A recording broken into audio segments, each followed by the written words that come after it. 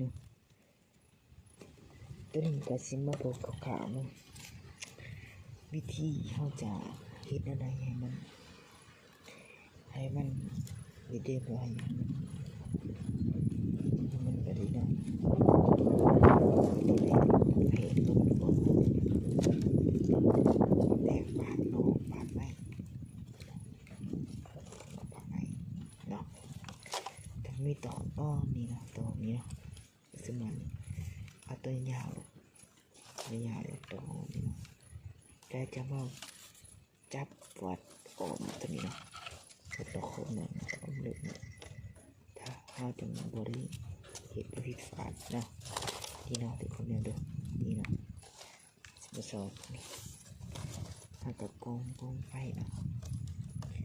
จะกองเลย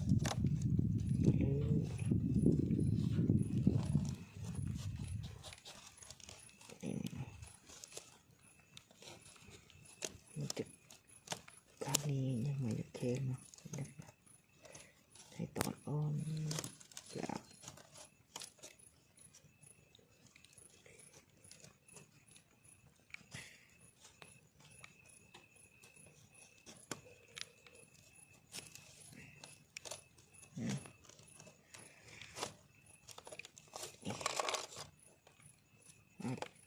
จับนี่